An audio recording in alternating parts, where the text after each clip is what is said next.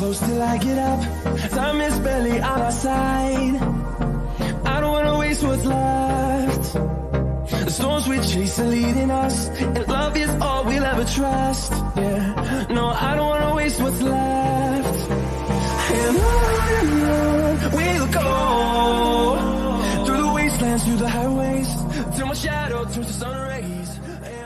With the elixir of the sun, where the main character's name is Bayan, who is an outcast among the CEO people, a group of people who have healing powers. Considered worthless because she doesn't have the ability to heal others, Bayan is sent to the court of Dhan, the great Sun Emperor, who is cursed with unrelenting bloodlust and slaughters his concubine mercilessly. It seems that Bayan's fate is sealed the moment she reaches the Emperor's palace, and Dhan is fated to suffer from the madness forever. But together, Bayan and Dhan just might be able to change each other's destiny. The plot contains intense romance that mellows into a wholesome and heart-touching, while the story remains interesting through and through. Following the 7th number, the manhwa is I Married the Main Lead's Dad. This manhwa has a different take on the cliché isekai concept. The plot features a protagonist who is teleported to her favorite novel as Aisha Heathcliff. The difference here is that she is dumped in the novel story where the main lead Abel, who she fangirls over, is still a child. Hence, she ends up marrying his father and becoming his mother. She vows to take care of Abel and give him all the love that he originally did not receive.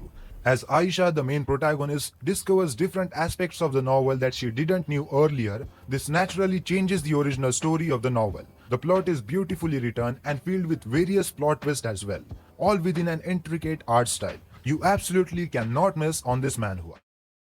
The next manhwa is Beware the Villainess. Sit back and take in this romantic tale of an angelic heroine and her devoted suitors as they vie for the depth of her love or not. But remember before reading the story that this story is about to go through some edits.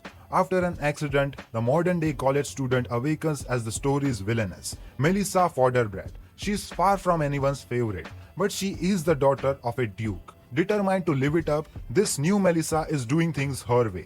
Antiquated society be damned. All idiots should be prepared to step aside or perish. The plot is filled with countless hilarious moments and stunning art style. Romance is slowly incorporated into the story as the plot progresses. So if you are looking for a satisfying blend of comedy and romance, this manhwa is a must. Number the manhwa is The Taming of the Tyrant. All Charlize Ronan ever wanted was to bring honor to her family. But instead, she is forced into becoming a living sword, a merry tool for the emperors. It is from this hell that she prays for justice and awakens into her former body. Now determined to tear down this horrible empire, Charlize seeks out the young prince, Dylan Blade. She will put him on a throne and not as an honorable ruler but as a tyrant. It is time for Charlize to tame the one who will bring forth her revenge. If you are looking for a typical villainous otome isekai, I think the tropes featuring in Taming the Tyrant won't disappoint you. From my stance, it is one of the 3 otome isekai manhwas that places a strong focus on the story without too much cheap fan service. The plot has a vibrant and beautiful art style and many exciting romantic elements. You must not miss out on this one. Of the Sun, the next manhwa is The Villainess of Marionette. The main character wakes up as Skaena Hill, the novel's villainess, who is praised as the greatest beauty in the empire. Destined for terrible ends, she has already died twice, but she refuses to die a third time as a pawn in someone else's scheme. She is no longer the vain and naive princess. Now that she knows how the story will unfold, she will turn the tables around, with the romantic element being brought by Raffaello Kindre, a devastatingly handsome and charming prince. Hence, if you are looking for a strong and determined female lead with an insanely beautiful art style, this manhwa is for you. Number the manhwa is Painter of the Night. Na Kyum is a younger painter with an exceptional talent, creating erotic images of men. Though he has published a few collections under a pseudonym, he has decided to quit painting. Then Seungho, a young nobleman, barges into his life. A hellraiser notorious for his insatiable lust, Seungho forces Na Kyum to become his private painter. However, the night that awaits Na Kyum are beyond anything that he could have imagined. I am not a BL fanatic, but good BL usually has an awesome story with evolving characters and an intriguing background. If you could look away from that and all the nasty things from this manhwa, I am sure you will enjoy this plot and the overall feel of this webtoon. On On the sixth number, the manhwa is Joseon's ban on marriage. For 7 years, marriage was banned in the kingdom of Great Joseon because the king lost his precious wife. Now enters a marriage fraud specialist to save the day, while she sends the king and his trusted generals into emotional chaos. In a twist of fate, misfortune and destiny, the tangled knots can be still untangled and tied once more as the three leading characters, one female character and the two main characters, meets once again. The key point of this story is when she goes through a series of pathological lying, which eventually ends up in a position of being a spiritual master who could apparently be possessed by the king's deceased love, who he cherished enough to reject other women despite the plea of the people in Hanyang. The predicament leads to our female lead character to continue lying in an attempt to heal the king's broken heart and survive. Is Under the Oak Tree. A flawless love story of the flawed, sluttering lady Maximilian is forced into a marriage with Sir Riftan, but he leaves on a campaign after their wedding night. 3 years later, he triumphantly returns, ready to cherish her. As life with her husband finally begins, she only has one question: does she deserve this love and happiness? This manga is everything.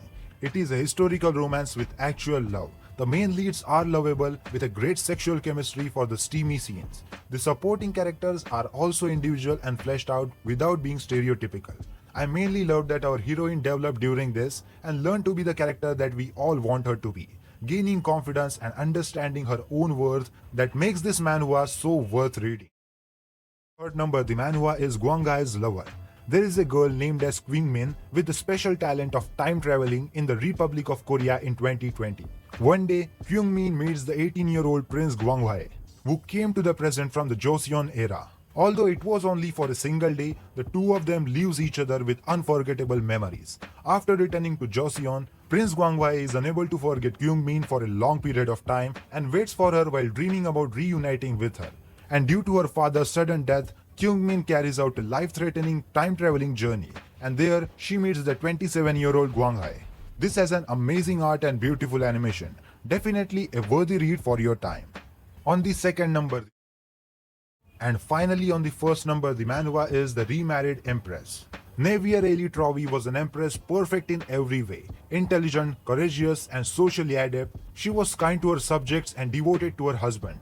Navier was perfectly content to live the rest of her days as the vice empress of the Eastern Empire.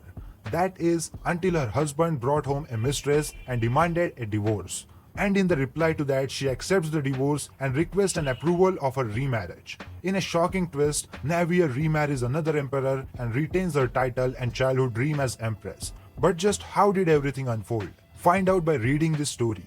Trust me that this has really a good story. We got a shameless villainess to make our blood boil and nice main characters. The plot narrates a very mature and beautiful romance between the two independent characters who finds comfort in each other, hence making it one of the best historical romance manhwa to read.